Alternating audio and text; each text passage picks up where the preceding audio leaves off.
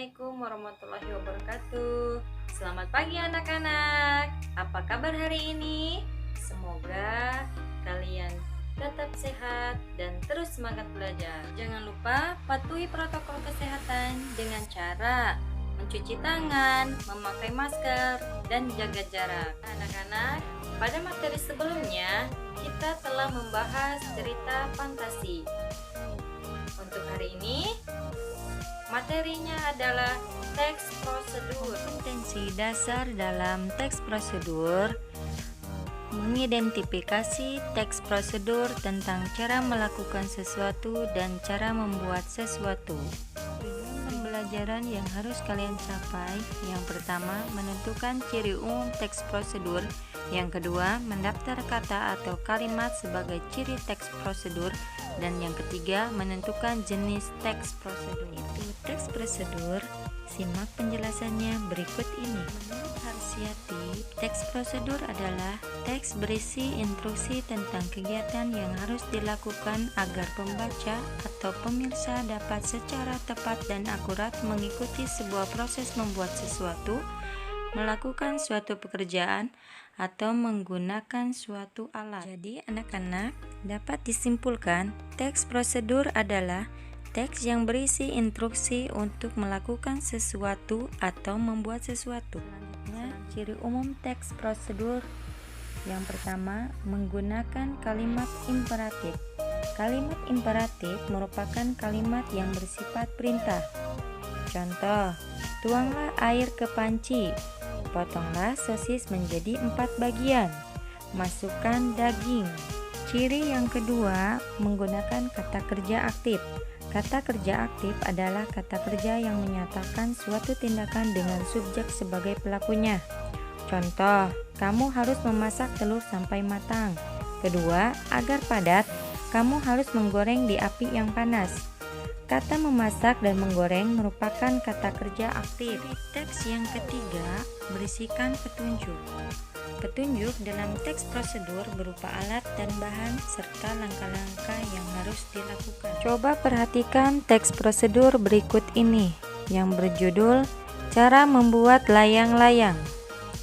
Bagian alat dan bahan-bahan, kemudian ada langkah-langkah termasuk ke dalam ciri umum teks prosedur pada bagian petunjuk.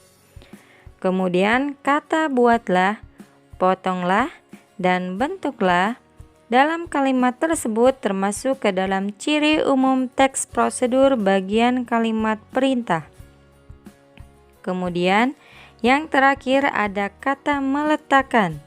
Kata meletakkan ini dalam ciri umum teks prosedur termasuk kata kerja aktif. Nah, sampai sini sudah paham anak-anak? Kita beranjak ke materi selanjutnya yang berjudul jenis teks prosedur. Ada 3 jenis teks prosedur: teks prosedur sederhana, teks prosedur kompleks, dan teks prosedur protokol. Yang pertama, teks prosedur sederhana adalah teks yang dibuat sederhana dan hanya terdiri dari 2 atau 4 langkah saja. Nah, contoh dari teks prosedur sederhana adalah cara membuat telur mata sapi. Berikut alat, bahan, dan langkah-langkahnya. Selanjutnya, jenis teks yang kedua.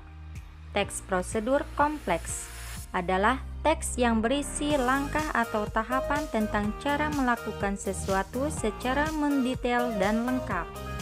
Nah, coba perhatikan contoh teks prosedur berikut ini. Bisa dilihat dari langkah-langkahnya, terdapat 7 langkah dalam mengunduh video di YouTube. Kalian harus melakukannya tahap demi tahap, tanpa terlewat satupun. Karena kalau terlewat tidak akan berhasil mengunduh video di YouTube. Begitu ya anak-anak, mungkin bisa dipraktekkan. Selanjutnya ke materi yang ketiga, teks prosedur protokol. Teks prosedur protokol adalah teks yang setiap langkahnya bisa diubah, tidak harus runtut. Meskipun begitu, hasil akhir yang didapatkan akan tetap sama.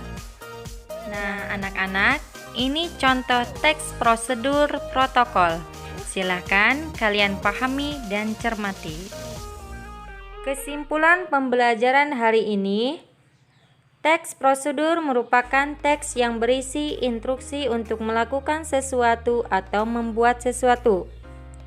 Jenis teks prosedur meliputi teks prosedur sederhana, teks prosedur kompleks, dan teks prosedur protokol. Pembelajaran untuk hari ini sudah selesai. Cukup sekian dari Ibu. Wassalamualaikum warahmatullahi wabarakatuh.